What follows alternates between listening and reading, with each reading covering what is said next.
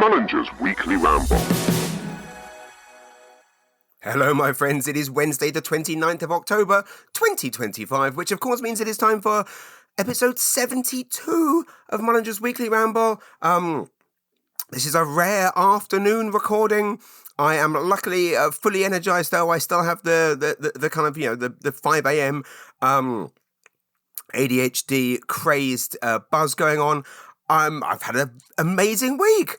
I'm in a surprisingly good mood that for once in my life isn't solely based on how a gig went. Although that said, I did have a wonderful gig on Friday night in Hampton at the beautiful Hampton Brewing Company. So if you are listening to this and you were there, one person I know who was listening, who was definitely there, was Caitlin Dean. Thank you very much, Caitlin, for bringing your wonderful parents to that show.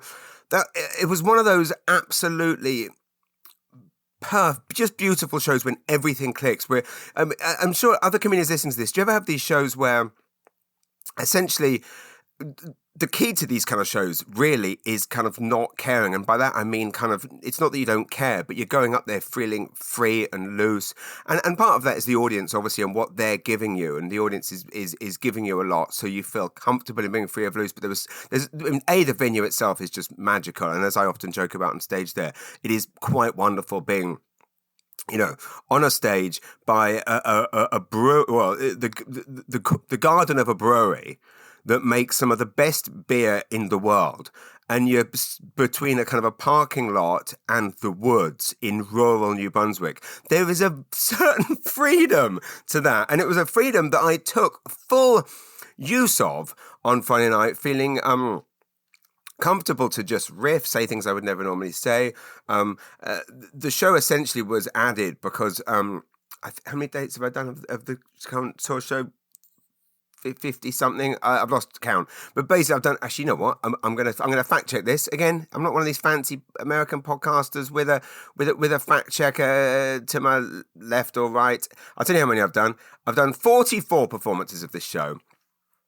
And so I wanted to do one more in New Brunswick, and then and it was Friday night with my dear friend Ethan Ash, who is over from England for this show, and he has another show actually Thursday night, which if you listen to this Thursday the 30th is tonight at Yipsider with the amazing Tara Spencer.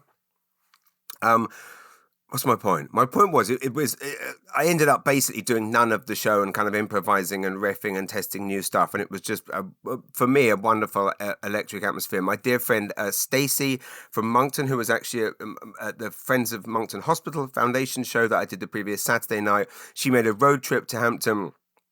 That is commitment and friendship when someone agrees to come and see you twice in a week. And maybe it was part of knowing that she was there that made me just basically dispense with all of my usual material and so essentially she was, again, not to blow my own trumpet,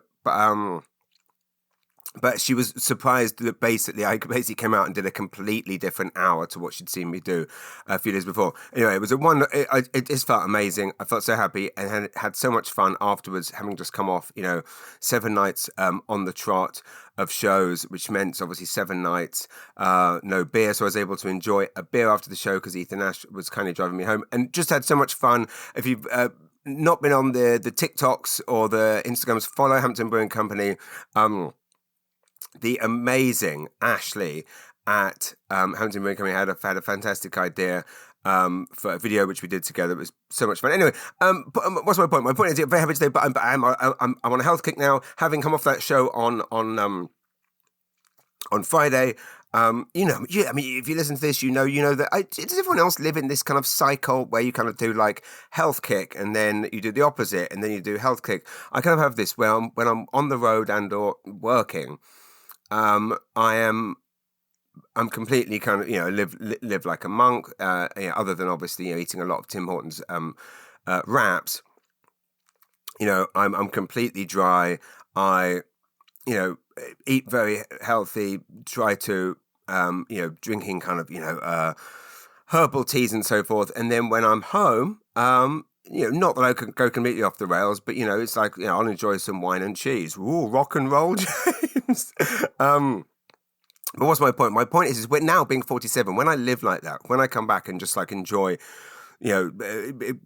bottle of wine, some peanuts, bang, bang, bang. I basically put on £1 a day. That's what happens. I put on £1 a day. So now I'm going back into show mode for this weekend. So I need to pull back. It's this constant perpetual cycle. Enjoy myself for 4 days, put on £4.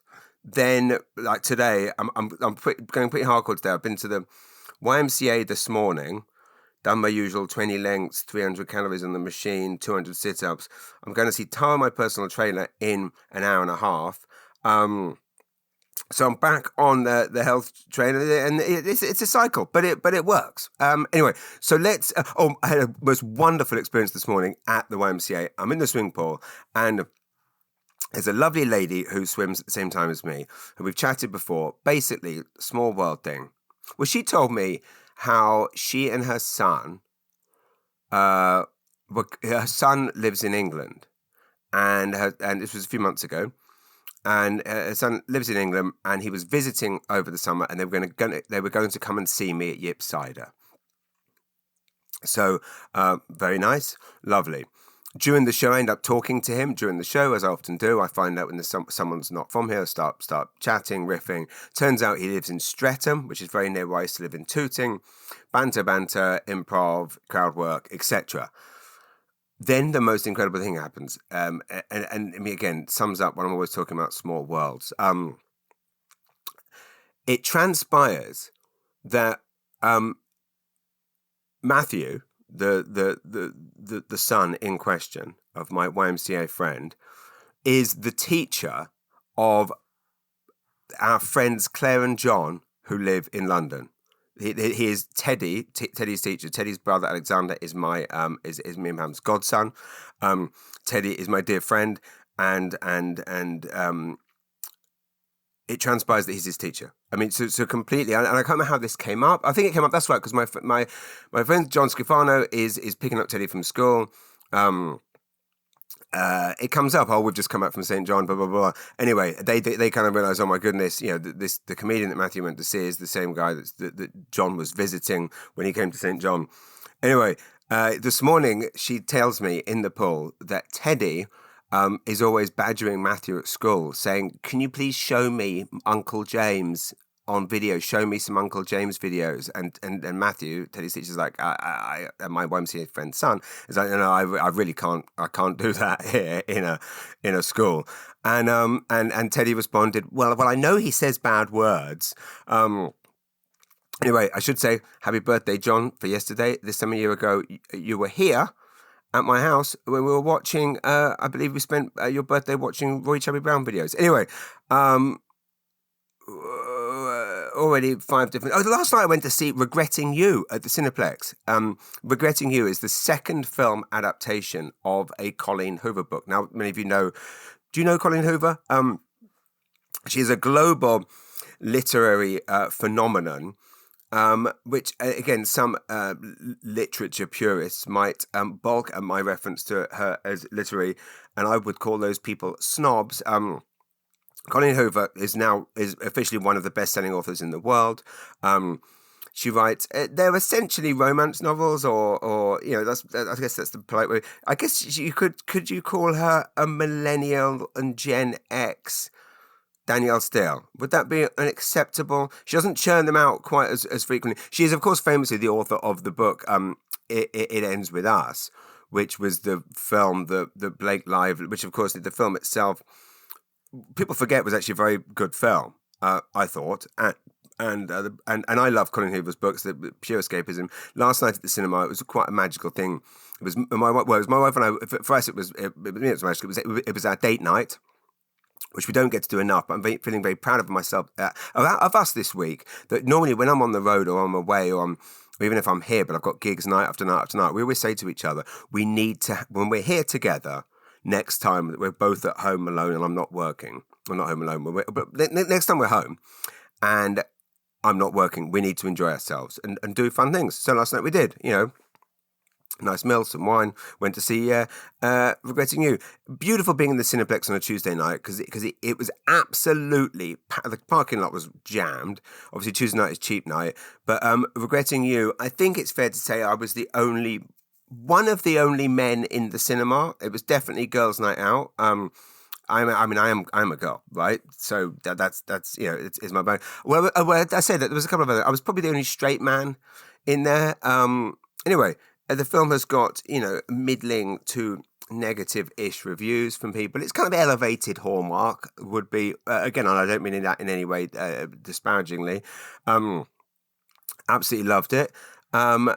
Alison Williams, is it Alison Williams from Girls? She is slightly miscasted, I would say, but the real joy of it is the two leads, the kind of teenage love interests, are just absolutely charming, which is crucial. I think the director of the film was also the writer or the writer of those terrible After movies, which were kind of Harry Styles fan fiction porn turned into teen romance movies, which were diabolical, mainly due to the fact that the English actor in those was so awful.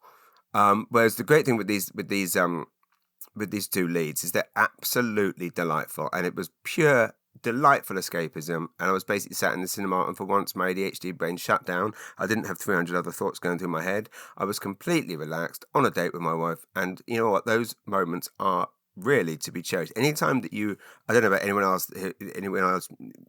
does everyone get this, or is it just the neurodiverse that have this, where because your brain is constantly swirling 500 different thoughts, ideas, suggestions, panics, anxieties, worries, concerns, fears.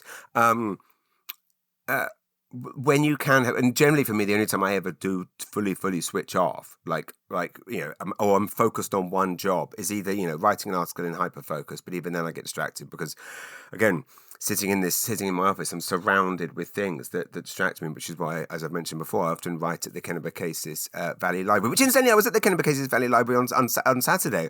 Very exciting. The day after I'll get back to whatever it was I was just talking about a minute ago. What was it? I can't remember now.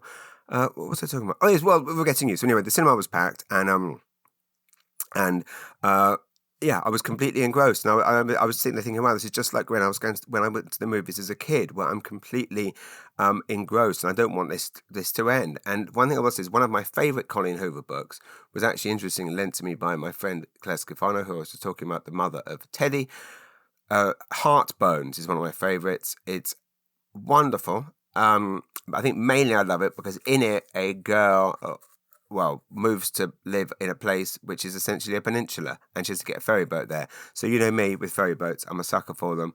But the lead girl in Regretting You, I feel, would make the perfect lead in Heartbones. Anyway, obviously all the other Colleen Hoover books are currently being optioned and made. Did I start talking about the Blake Lively thing? Yeah, the Blake Lively and Justin, whatever his name is, all that battle. I mean, all of that toxicity has obviously overshadowed the film itself. But Colleen Hoover continues. I mean, it's an absolute phenomenon. And I was reading after recently about fans, how the women who love what's that TV series, The Summer I Turned Pretty, and how it appeals to millennial women and Gen X women. I know now millennial. It's so funny. I still can't get my head around the fact that millennial no longer means like a 20-year-old.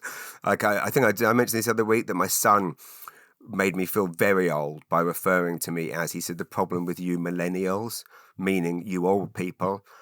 And it's like in my head, millennials are still like the 19-year-old interns that we would have coming into GQ. I'd be like, these bloody millennials, they don't know how to. And now millennials are like the old.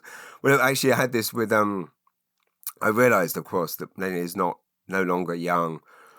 When I was working with Adam Lorden on the TV series Mayor of Miramichi, Adam Lorden, we were working on a TV series together, and I remember saying something about millennials, and he was like, "Well, I'm a millennial." And I was like, "What?" Anyway, but I guess it goes to show, yeah, Bill Burr, who is in his late 50s, is Gen X, same as me. Okay, I'm on a few tangents right now. Anyway, very good. Yeah, basically, it was an article I read about Gen X and millennial women, why they love This Summer I Turned Pretty, and why are we engrossed in these. Oh my goodness, I had this stat earlier that a woman over, terrible stat, it just goes to the patriarchal misogynistic world we live in. This could be bullshit, but it said that if a woman over 40 is more likely to die in a terrorist attack than meet the right man. Can that be true? Can anyone fact check that for me? What an awful world we live in. Anyway, we know we live in an awful world. It's not what we come this. And what I should not have shared that stat. That stat is not a stat that most people would have wanted to hear. But there's any truth to it. It just goes to show. Well, it goes back to my Mullinger's Weekly Ramble dating service. I've been offering to do this for some time. I've had multiple amazing and talented, brilliant women over 40 get in touch with me saying that you can be any age, wanting to get involved in this. I've had no men. It could be because no men listen to this podcast. I'm aware of that. I'm aware that I don't appeal. I know who likes my comedy, because the only time a young person ever comes up to me in a showbiz or anywhere else, it's generally to tell me that I am the favourite comedian of their grandmother. So just to all of those grandmothers out there, I love you I love you too. I love you more than you like me. So thank you. Okay, let me. Yes. Oh, Saturday I was at the Quispamsis library for the Riel. Do you all know Riel Nason? She is the author of The Little Ghost Who Was a Quilt. One of the greatest children's books of all time. Actually came out during COVID in 2020. I heard of it through Alexandra Fournier, an amazing young writer who used to be our literary editor on the Mountain Minute magazine. And actually, she left to write her own book, which she is, I believe, working on or completed. Anyway, amazing writer. Obviously, the book came out during COVID, so we didn't get the bit, but it has become a global phenomenon. Little Ghost Who Was a Quilt. Riel Nason actually lives in Quispamsis. This book is popular. It was literally a top #1 bestseller all over the world. It is up there with, I would say, The Gruffalo and Peter Rabbit and Stickman as one of the greatest children's books of all time. Anyway, the sequel to it, which is titled The Little Ghost Quilt Winter Surprise. The sequel is now out. I have had the pleasure of now reading it multiple times already, to River and alone. And Riel read it at the book signing at a packed Quispamsis library on Saturday. Signed books.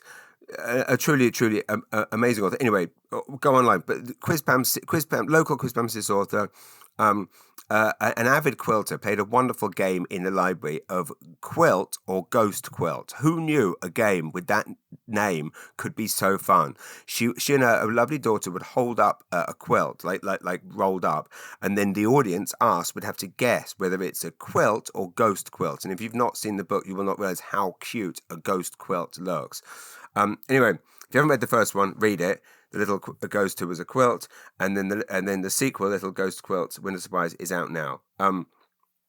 Saturday was a great day. I'm literally buzzing from the Hampton gig the night before. I'm just couldn't be happier. So if you were at the Hampton gig, please know that you brought a ton of joy, serotonin. What are all the things that the ADHDers what's it that floods our brain when we're happy? Dopamine, that's it. And then there's something else as well. There's another thing that courses through your body when you've it's an ADHD addiction. Like your job is well done, so therefore you've anyway.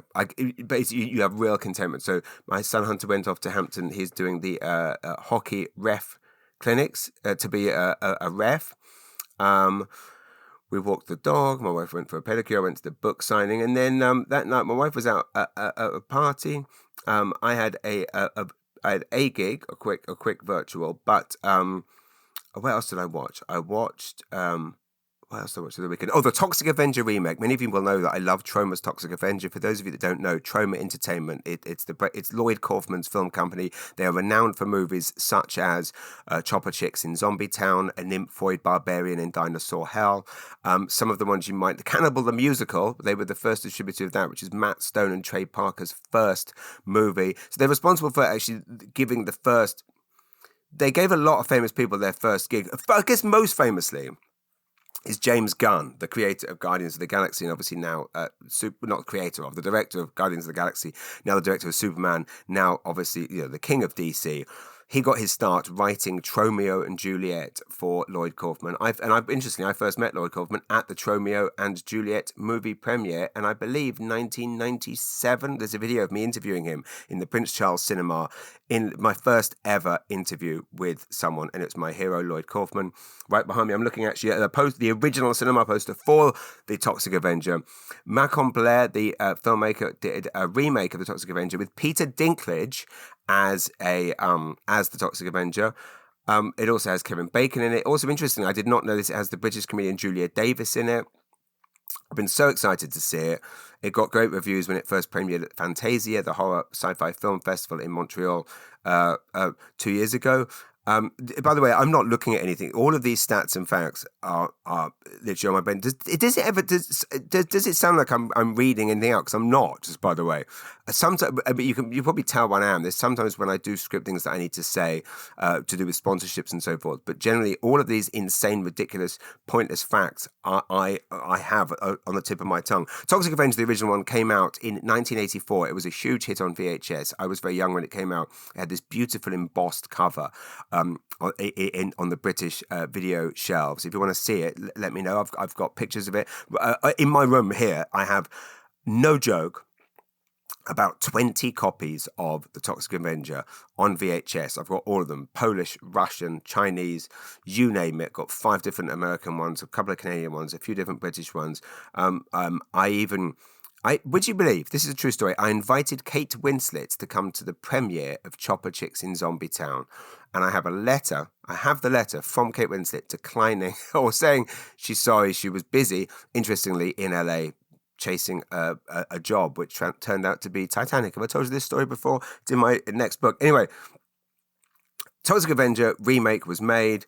Over the years, there's been lots of talk about it being made kind of big budget, and it's not big budget, but it's and interesting. They've tried to keep a bit of the Troma style. It isn't great. In that they've changed it. I mean, for example, to my mind, if you're going to Toxic Avenger, I don't really get white Peter Dinklage, although fair play to him. What do we all think about the fact that, that terrible Snow White? I haven't seen it. I can't say it's terrible. Actually, I'm not going to say it. The Disney Snow White movie, which everyone slammed, and the MAGA people all hated on it because there was a Mexican girl playing Snow White, which they thought was wrong. Same idiots that are doing all this. Don't want to say idiots. The same people. Yeah, they are. They are idiots. The same people who are kicking off about Bad Bunny playing. What is going to happen with that? It's so weird how my Facebook page is just littered with propaganda saying how all Americans oppose Bad Bunny. It's like, no, they don't. And that stuff's being planted by Trump through Zuckerberg. Interesting. I am getting, anyone else seeing adverts for illegal drugs appearing on Facebook? Like adverts for MDMA and things and magic mushrooms on Facebook. Is it real? Is it a scam? Interesting. I was reading about scams the other day, about how elaborate they've become. How in fact, it's actually my dad got a WhatsApp message from me once that was very in my style of writing, which I guess someone could have. Anyway, and he called me just on the off chance, and it was a scam. It was basically me looking for money. And those ones obviously are done remotely, these kind of factories. They start with those people that robbed the Louvre. I believe they've been caught now. But you've got to respect armed robbers that are still doing it like old school style, given that it's so easy apparently to do crime now. Just get these kind of farms of warehouses full of people at computers, just phoning people up, scamming them. I mean, I know so many people that have been almost or indeed actually. There was a terrible one down the road here in Rosso where someone was not only phoned and told they needed to do something, but the person actually turned up and picked them up and drove them to the bank, and they were about to withdraw the money. It's not all done remotely from some other foreign land. It's sometimes done anyway. A video. Speaking of, I've spoken a lot in the past about my kind of loathing of gambling and just my loathing of people promoting gambling. And I guess because of that, all these videos started popping up on my feed of Dana White, who I've made no secret of my feelings towards. Did anyone see? I mean, you know what sums up Dana White? Did anyone see the UFC? I know Jared's probably Jared's possibly one of my only listeners that also watches the UFC. But British fighter Tom Aspinall was defending his title, and on Saturday night got Shirel again, his opponent, dug both his fingers into both of Tom Aspinall's eyes, to which leading his, which is not an accident. Can we just agree on that? If someone shoves their fingers into someone's eyes, that's not an accident. Obviously, eye poking is not allowed eye gouging is not allowed, obviously, in UFC. His eyes are bleeding, so Tom Aspinall can't carry on. Not only is the internet then flooded with morons going, "Oh, he's a pussy. He was given an out and he took it. He knew he was losing, so he just pretended." It's like, I mean, this is a man that's getting in a cage to fight people. Clearly, he's not a wimp. And I mean, have you ever had someone shove, 250-pound, like muscle man shove his fingers in your? I mean, I can't even imagine it. It's gross. And then see Dana White afterwards basically talk about what an unfortunate end to the fight it was, and it's not my place to say if it should have carried on or not, and it's very disappointing, blah, blah, blah. You could just say, Shirel again, what an asshole for shoving his fingers in one of my fighter's eyes. That sums up. Anyway, I was watching a video of Dana White talking about how much he loves gambling, and it was just one of these awful. I mean, again, fair enough. He was talking about how he likes to play and how anyway, something came up about on this where he's talking about being banned from casinos. Now, did you know this was the thing, that casinos, if you win too much, will ban you? Is that not the weirdest thing in the world, that this thing exists that just is designed to just screw you, bleed you dry, fuck you over, and then if you have the audacity to actually have a lucky streak, they ban you. So so I went down a rabbit hole of watching videos about this and seeing like Dana White receiving a phone call, I think from the Palms, telling him he was banned because he won. And then I googled it, and tons of people have been banned. They use the excuse that they think you're cheating or something, but meanwhile they don't get banned when they take your home, your marriage, your life. They can just keep sucking. I mean, the world is stacked against us all. I've just realised that I started this podcast, I think, without checking my little podcast folder, which I keep, of things to cover this week. And, there's nothing there. That's fortunate, since I'm half an hour in and I've just gone off on... so I've not even been through what I've done. Okay. Dana White, yes. Well, one of the things that Dana said in this video, he talks. I've never been to Vegas, by the way. I would like to go. My friend Chris went to Vegas recently by himself. Long story how that came to be. Booked a flight, was supposed to go with friends, couldn't go, and then the flight was going to expire, so he thought, I'll go by myself. And he said that everyone's like, "What? You went to Vegas by yourself?" And I'm like, no, I get it. Like I'm the guy that goes. I like going to things by myself. Yeah. I get it. Like again, it's a funny thing. Well, I guess it's partly because my job is being obviously around a lot of people, that sometimes I like to do things just by myself. Drinking, crying, masturbating. No. I'm gonna have a sip of coffee. It's taken half an hour to cool down. That's right, ladies and gents. I was in Costco this morning and I managed to get some more coffee mate. So I'm back on the coffee mate. Okay, very quickly. The Diplomat, season 3, Kerry Russell. Oh my goodness. I mean, granted, it's not as great as the first 2 seasons, but one of my favorite shows. It's very hard to pinpoint what you love about a show and what you like. Basically, I feel like most TV shows now, I feel like it's just like a 1 hour idea stretched over 10 hours. I mean, White Rabbit being a perfect White Rabbit, is that what it was called? I think that's what it was called. Black Rabbit. I mean, why is it? Everything in life, it's all white and black, isn't it? What is it? Black Rabbit. Sorry, Black Rabbit. Basically, the Black Rabbit. I mean, someone goes in and pitches the idea. Yeah, 2 brothers. Yeah, one's a bit wayward. Yeah, and then he comes back and causes problems for the other one. And someone goes, yeah, we've heard that we've done that 100 times.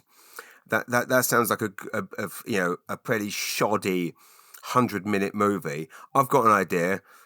Let's waste all this money that all these idiots that subscribe to Netflix give us. That's all of us, sending all our money to America. Let's stretch that over 8 hours. And that seems to be every show. And every show annoys me and everything. But The Diplomat is one of the few shows where I have to say I love every character in it. I'm completely swept up in it. And of course, I mean, people say it's far-fetched. Is it? I mean, look at the world we live in. And the only thing that's far-fetched is the fact that you have leaders at the top generally who want to do the right thing and actually care. And might do deplorable things, but it is not done through ego. It's done through what is good for the country. Something which has been lost, not necessarily in our country, but other countries nearby. Anyway, quick sip of coffee if you don't mind. You know what I did the other night?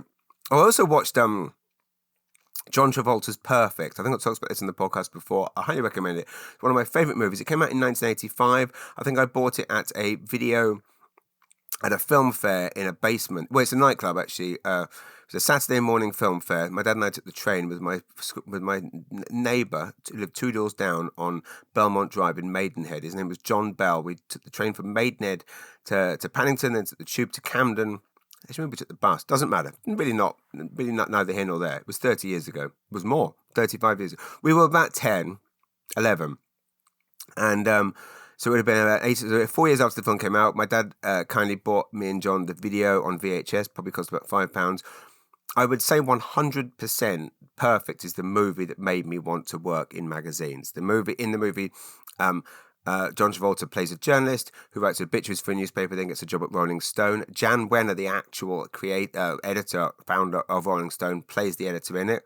The movie got terrible reviews. Like, it has something like 8% of Rotten Tomatoes. To this, I rewatched. I mean, it's not. Basically, it's set in health clubs. I guess the pervy aspect of it, which is possibly what the film was made for, is Jamie Lee Curtis in a leotard, and it's just like these long aerobic scenes. I loved the film then, rewatched it. Everyone else was out, so I did a little... Do you ever do this? There was a great magazine called Loaded Magazine founded in the 90s. James Brown was the editor.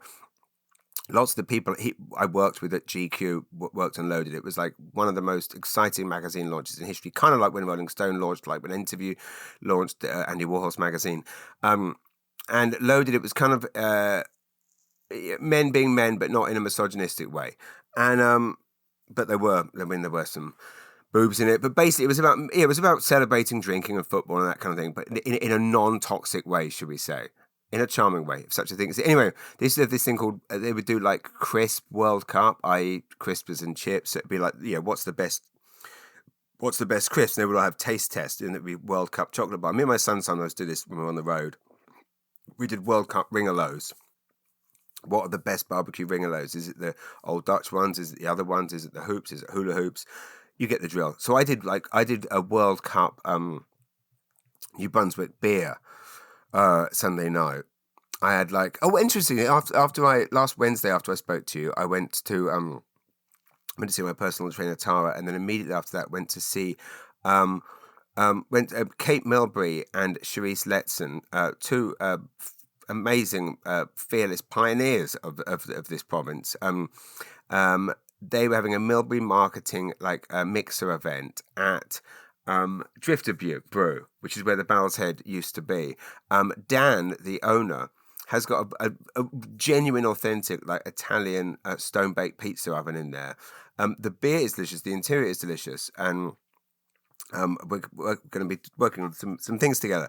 But I decided to do basically, I mean, you know how much I love New Brunswick beer. I mean, you've got Hampton Brewing Company, you've got Long Bay, you've got Foghorn, you've got Drifter Brew, right? And basically, I decided to do a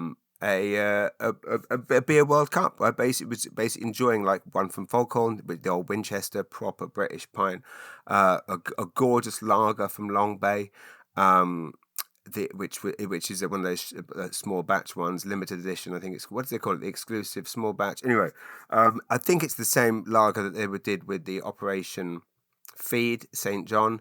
I had the beautiful blonde from Hampton Brewing Company. And anyway, just all around, and then the pale ale from Drifter Butte, off the charts, phenomenal.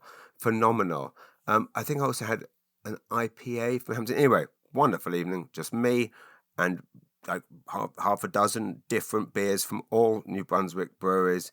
Also a big fan of Pump House, Radlers, and then I had a Radler from Moosehead as well. Anyway, so point being, just all New Brunswick beer. You basically never need to drink anything other than New Brunswick beer. Now, when I do get the rare occasion, or when I'm back in England and have a pint of Stella or something, it's like, this is nowhere near as good as all the beer. We are punching above our weight in New Brunswick for world-class beer. So, honestly, and I had a big bag of peanuts as well. Proper British peanuts as well, because lovely people keep bringing me back KP nuts.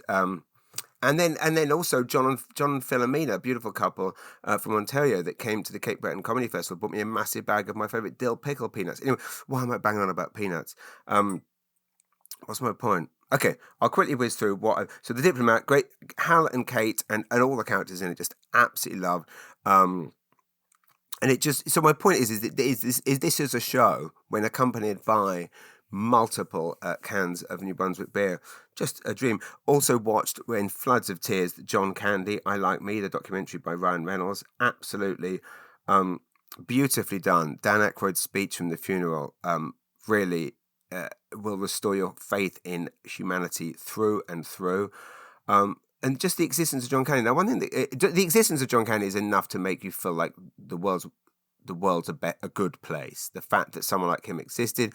What is interesting, to my mind, is, well, I mean, it's incredibly tragic. I'm sure you all know this. He died at 43. I'm 47.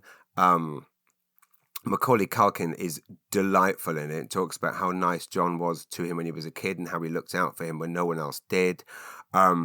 He talks about, Macaulay Culkin has a great line when he says, John Candy died at 43. He said, to make you feel old, I, Kevin McAllister, am 44.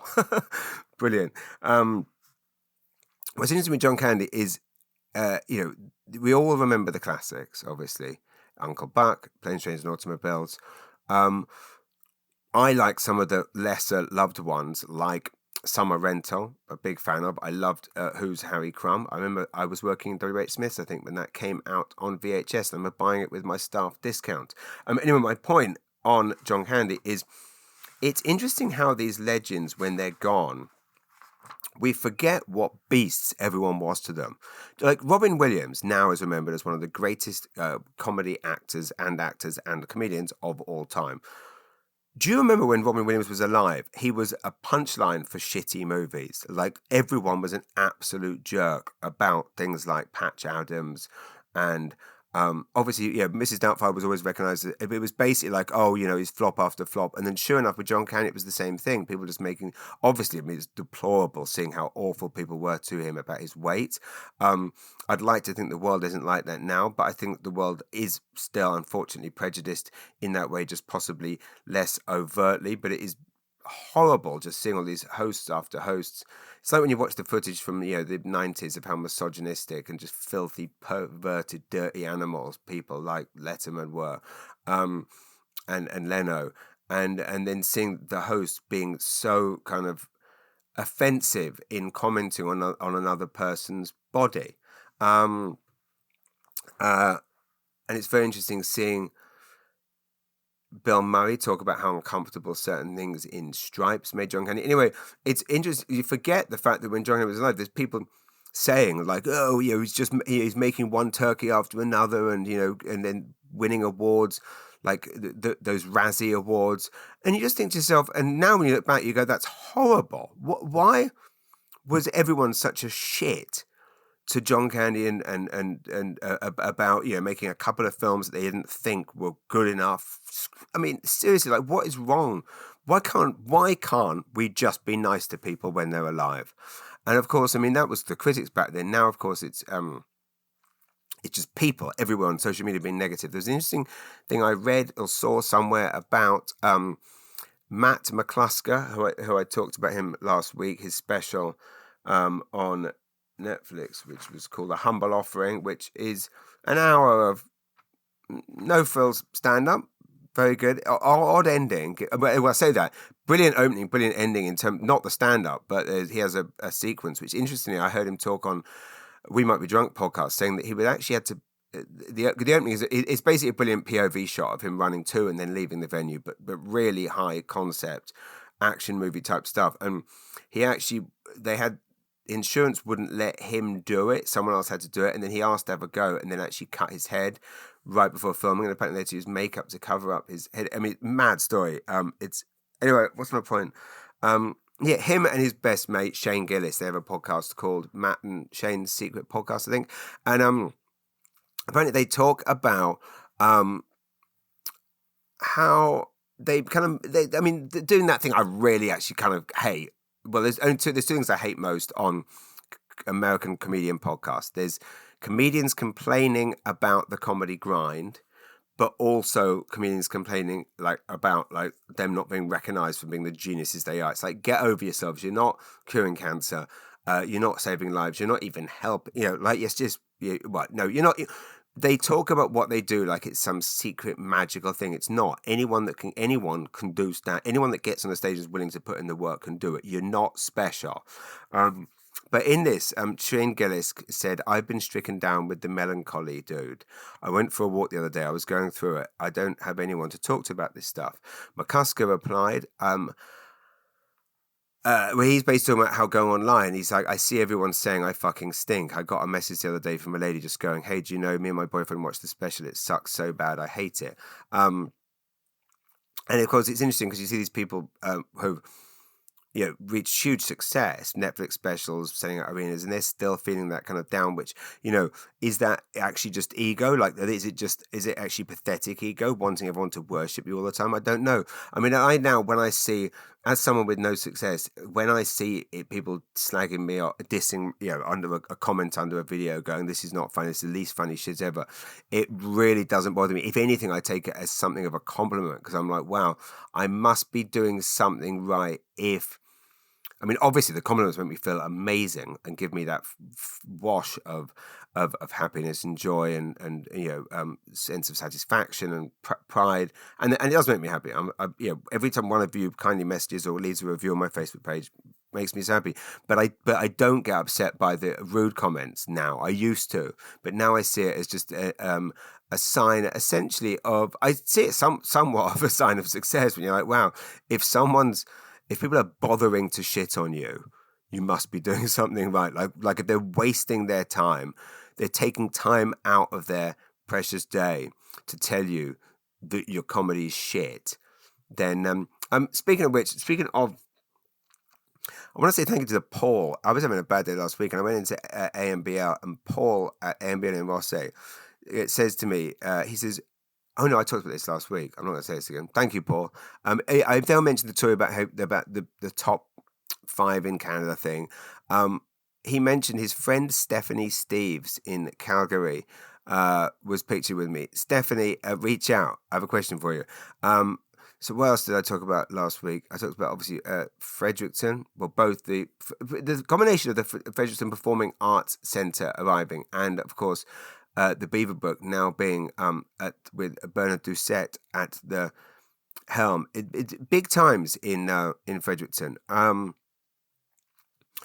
Whitney Cummings, I heard, had an interesting take on success the other week. She was talking about how when she sold out Carnegie Hall, I think, and it's just a reminder that it was sold out for months. Oh, that's right. Her name was on the billboard for months. And she's like, on the one hand, a couple of thousand people came to see me. On the other hand, millions of people walked past that building and didn't come. I thought that was interesting. I guess that thing where negative comments can be helpful because it takes a unique narcissism. And by that, I'm referring to certain American big name comedians. It's a real narcissism to say that you don't deserve negative comments. Anyway, Oh, when I was talking about the Toxic Avenger. Oh, incidentally, yes, Friday night at Hampton, the other amazing thing about it going as well as it did is, of course, the fact that it clashed with the Blue Jays game. Or rather, it didn't clash with the Blue Jays game. I said we would finish by 9 so people could watch the Blue Jays game, but actually we didn't finish by then, and people still were kind enough to stick around. Okay, the Toxic Avenger, the film did something very special. It relieved millions in medical debt for people. Okay, now here's what happens. It's a marketing move that saw several outlets reporting the film had relieved at least $5 million in medical debt through a hefty donation from Cineverse, that the film's ticket sales would supplement. For an addition, for every million it made in theaters, they would basically, essentially, they basically earned $7 million in medical debt to pay off people's medical debt is crippling for American families, said Lauren McCarthy, senior vice president of marketing at Cineverse. We've all experienced it. We all know someone who has. So the amount of medical debt forgiven by the studio is $8 million, thanks to people watching the Toxic Avenger. So basically, if you want to write off, and you want to read the full article, it's on IndieWire. Unpaid medical debt is obviously very common in America right now. So if you want to help, watch the Toxic Avenger remake, or better still, watch the Toxic Avenger. Watch the original as well. Anyway, what else did I watch? I watched Old Dads again, which I know I said I was boycotting Bill Burr. I guess the boycott it didn't last long, but I've not been listening to the podcast. I don't want to hear any more of his bullshit excuses for the Saudi thing. Still not forgiven. But my son, I gave my son the chance to pick a movie the other night. He picked Old Dads, and my goodness, got terrible reviews. It's absolutely hilarious.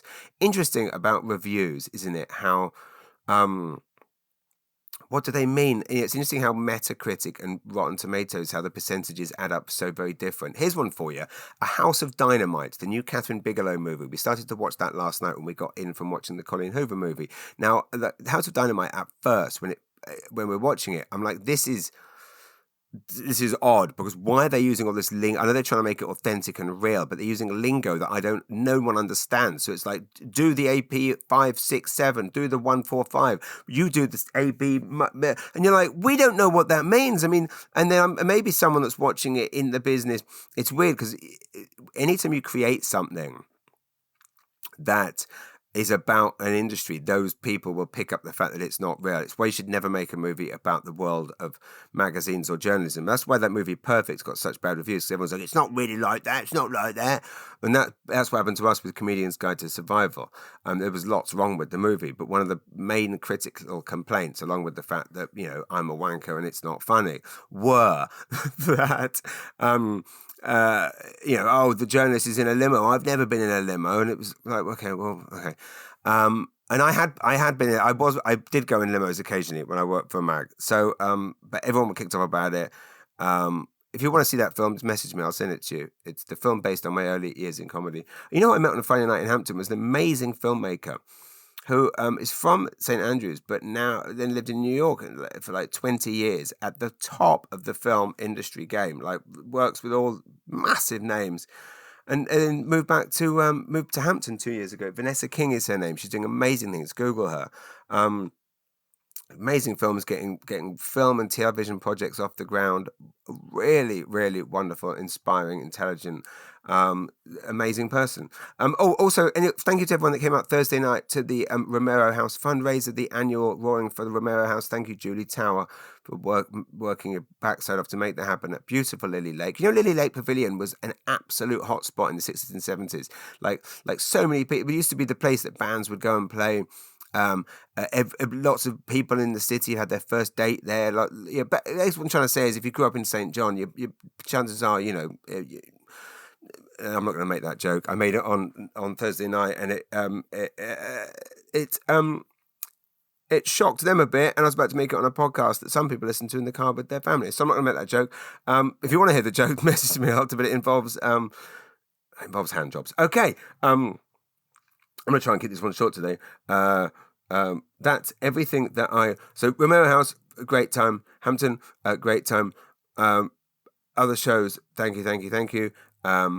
Yesterday I had the immense pleasure of doing a gig for the heroic Horizon Healthcare Ambassadors. They are the team at Horizon who look after Horizon employees. So basically, they are the heroes who look after the heroes. As regular listeners of the podcast will know, I did a series of shows for Horizon healthcare workers in January this year, one in each hospital: Miramichi, Moncton, Fredericton, St. John.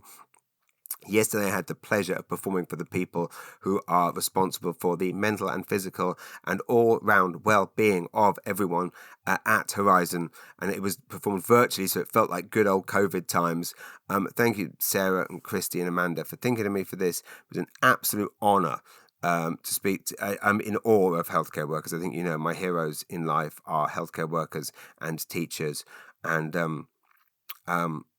I was so happy to be asked, and then I asked them to make it so I could see on my screen the auditoriums in the 4 cities. So I'm watching everyone laughing, even though they're muted, just like old COVID times, and it was just a blast. Had so much fun. I am going to let you go. Am I? No, I'm not. I'm going to go through the list and just see if there's anything that I wanted to. My son River had a great joke the other day. I always know when there's another cruise ship stranded in St. John because of my video about the cruise ship that was stranded here. It just suddenly starts being shared again and going viral again. That Sobeys video, that Sobeys joke about the food lands, how they only give the Sobeys to the posh areas, and if your area is a bit shit, you get a food land. That video, that was an improv line at Yip Cider, which Tyler Bowen Ellis ingeniously decided to edit into a reel for me. 500,000 views. Insane how a riff can resonate, and then things you work on for months, years, get nothing. Anyway, nature of the beast. Any other cliches I want to trot out? Nature of the beast. Well, what can you do? Oh, another day, another dollar. Do you find yourself sometimes in a situation, in an uncomfortable chit-chat situation, when you start trotting out cliches and you're like, oh God, will someone please shut me up? And I can't stop, trotting out these things like, well, what are they? I can't even think of them now. That's great. My brain is now not allowing me. Sometimes I feel quite more on the spot when I'm recording this than I do when I'm on stage. Speaking of stage, I just confirmed with amazing Kelly and Amanda at the Comic Sutra in Fredericton that I'm going to be doing some of those unplanned, unscripted, off-the-cuff shows at the Comic Sutra in February. I think the 12th and the 13th. We're going to be doing 3 shows. I'm going to be doing 3 also in January at the BMO in St. John. Completely unplanned. You come up with the subjects. I bash it out. I was talking last week about Stuart Lee working tirelessly to make sure his fans didn't get ripped off. Oh, Lewis Capaldi is playing in Canada next year. We did get tickets. God bless Lewis Capaldi. The tickets for the Scotiabank Arena were not, still a lot, $100, but not a rip-off. I don't know if you've heard about this artist, Luke Combs. Combs is he a country star? Anyway, regardless, I've got a huge admiration for him, unless it turns out he's a MAGA. But he could have made millions by raising his ticket prices, but instead he capped his ticket prices at $25 and kept meet and greets free. And he said, I want my fans to feel seen, not sold. He is a country star.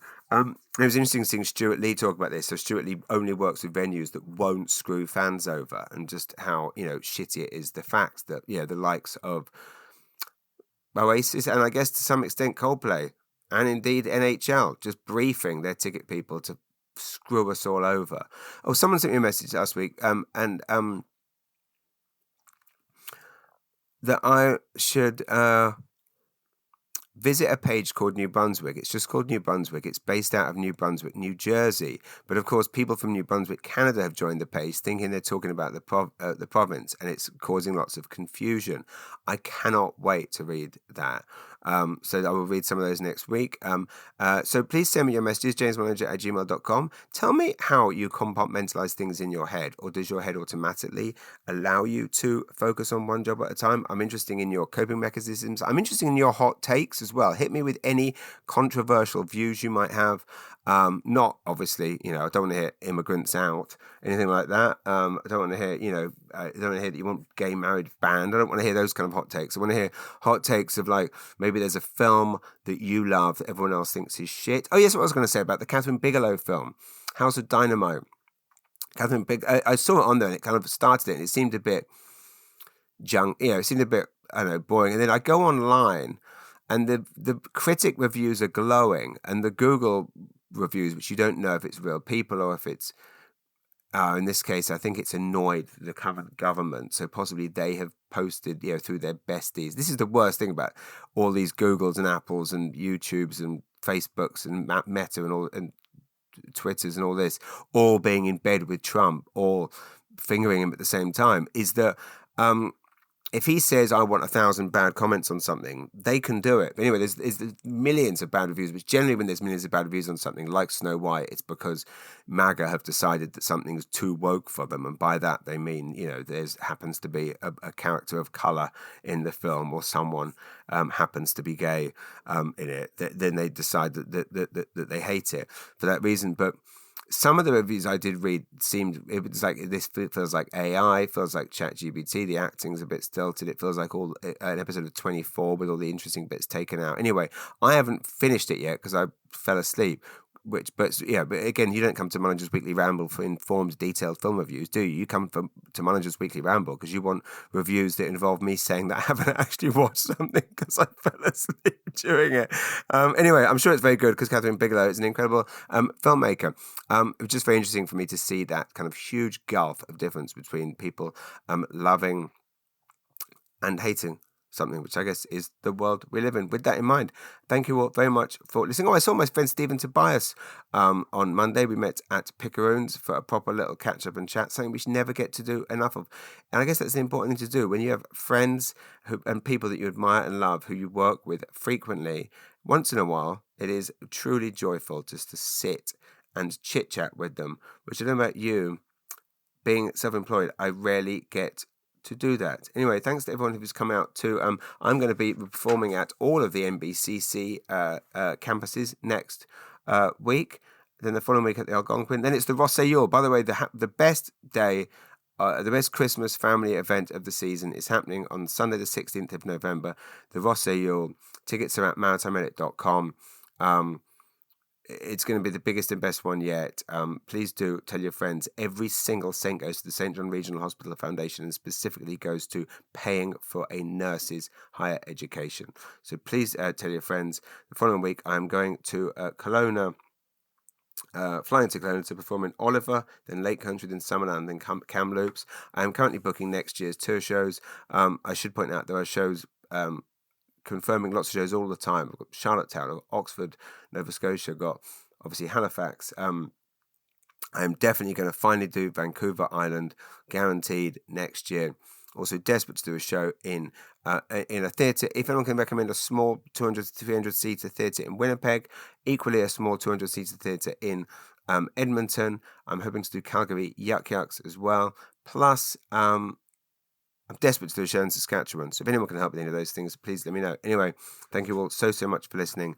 I hope you've had as much fun as I have. I'm amazed I kept my energy up. I was still up this morning super early.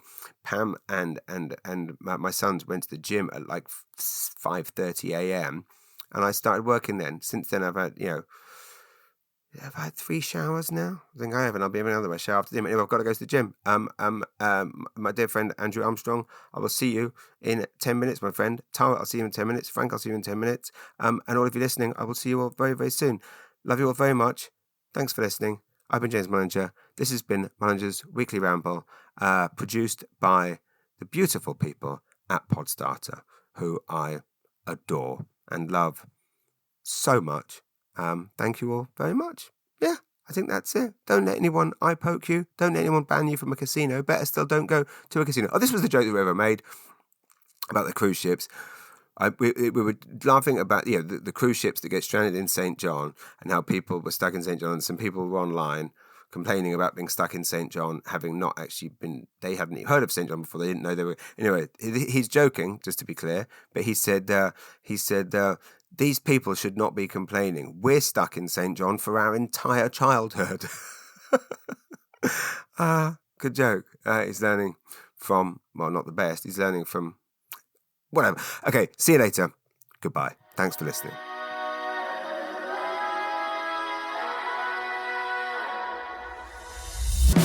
Mullinger's Weekly Ramble.